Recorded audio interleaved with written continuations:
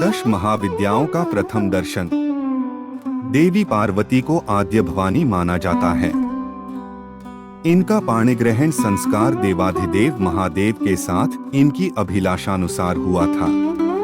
पार्वती जनक दक्ष ने एक बार यज्ञ किया जिसमें उसने शिवजी को आमंत्रित नहीं किया। पार्वती को इस यज्ञ की सूचना प्राप्त हुई तो उसने शिवजी से वहां चलने का विनम्र निवेदन किया, जिसे उन्होंने अस्वीकार कर दिया। अपने स्वामी की अभिलाषा वहां न जाने की समझकर पार्वती ने स्वयं के जाने की आज्ञा चाही तो शिव ने दक्ष के शत्रुतापूर्ण व्यवहार का ध्यान रखते हुए उन्हें पुनः मना कर दिया। अपने शब्दों की बारंबार अवहेलना देखकर पार्वती ने कहा, अर्थात आपकी आज्ञा हो या न हो, किंतु मैं वहां अवश्य जाऊंगी। वहां जाकर मैं यज्ञ अंश प्राप्त करूंगी, अन्यथा यज्ञ नष्ट कर दूंगी। शिव के पुनः समझाने पर पार्वती क्रोधित हो उठी और उन्होंने रौद्र रूप ग्रहण कर लिया। उनके नेत्र क्रोध से लाल हो गए, अधर क्रोध से फड़फड़ाने लगे और तीव्र अट्टहास किया। कुछ स्मरण करके शिवजी ने उन्हें ध्यान से देखा तो पार्वती का शरीर क्रोधाग्नि से जलकर क्रमशः काला पड़ता जा रहा था।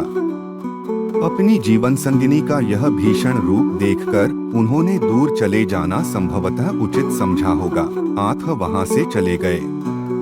वह कुछ दूर ही गए थे कि अपने समक्ष एक दिव्य स्वरूप देखकर अचंभे में पड़ गए। तत्पश्चात उन्होंने अपने दाएं, बाएं, ऊपर तथा नीचे अर्थात सभी तरफ देखा तो प्रत्येक दिशा में एक विभिन्न देवीय स्वरूप देखकर स्तंभित हो गए। सहसा उन्हें पार्वती का स्मरण हुआ और उन्होंने सोचा कि कहीं यह सती का प्रताप न हो।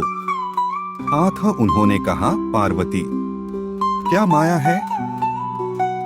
अपने स्वामी का प्रश्न श्रवण करके पार्वती ने विनम्र भाव से बताया, स्वामी, आपके समक्ष जो कृष्णवर्णा देवी स्थित है वह काली है। आपके ऊपर महाकाल स्वरूपिणी जो नीलवर्णा देवी हैं वह तारा है।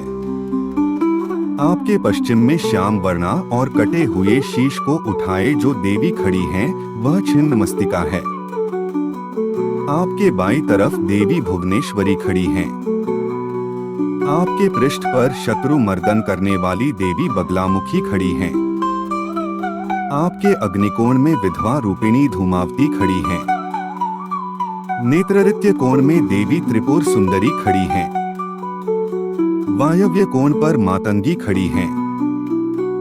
ईशान कोण पर देवी षोडशी खड़ी हैं तथा भैरवी रूपा होकर मैं स्वयं उपस्थित हूँ।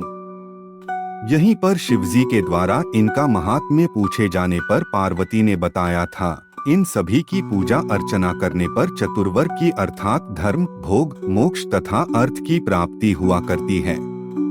इन्हीं की कृपा से षटकर्मों की सिद्धि तथा अभीष्ट की उपलब्धि हुआ करती है। शिवजी के निवेदन करने पर यह देवियां क्रमशः कालिका देवी में समा गईं।